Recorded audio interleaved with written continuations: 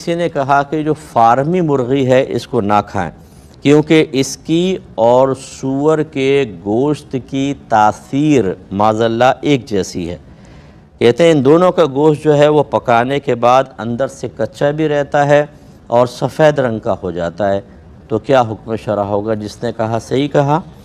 نہیں، بالکل غلط کہا۔ مرغی اگر فارمی بھی ہے اور اس کی فیڈ میں بعض اوقات ایسا ضرور ہوتا ہے کہ مشکوک قسم کی چیزیں ڈالی جاتی ہیں جن کو ناجائز بھی کہہ سکتے ہیں آپ، خون بھی ہوتا ہے، آتے ہوتی ہیں جانوروں کی دیگر چیزیں جس سے تیزی سے وہ چوزہ گرو کرتا ہے، اور اس کے علاوہ اور کیمیکل وغیرہ بھی دیتے ہیں، جس کی بنا پر یہ تو کہا جا سکتا ہے کہ اس کا گوشت مضر صحت ہے، لیکن معاذاللہ سور کی طرح اس کو سمجھنا کہ وجہ سے وہ حرام ہے، یہ بھی حرام ہوگا، یہ ان دونوں کی تاثیر ایک جیسی ہو جائے گی، ایسا نہیں ہے۔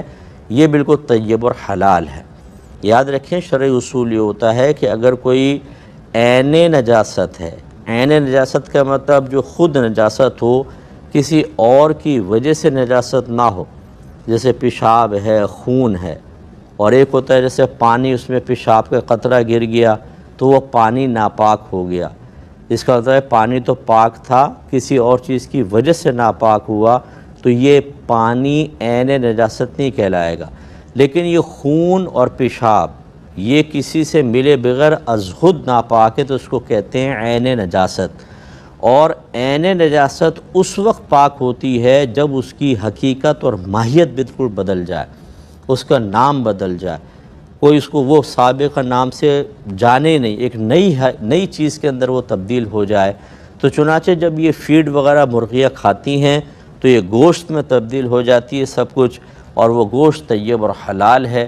لہٰذا اب ہم یہ نہیں دیکھیں گے کہ ناپاک چیز سے یہ مارز وجود میں آئی کہ نہیں آئی، ورنہ جو دیسی مرغیاں ہوتی ہیں دیکھیں باہر نالیوں پہ کیڑے مکوڑے کھاتی رہتی ہیں، مچھلیاں کیڑے مکوڑے کھاتی ہیں، اور گندا پانی بھی مرغیاں پی رہی ہوتی ہیں، نالیوں کا پانی، اسی سے وہ گوشت بھی بن رہا ہوتا ہے، چوزا ہے تو ایسے ایسا بڑا ہو جاتا ہے، تو کیا اس کو کھانا منع ہوگا؟ کھانا بالکل جائز ہے۔ ہاں اگر کوئی اس وجہ سے منع کر رہا ہے کہ یہ مضر صحت ہے تو ٹھیک ہے۔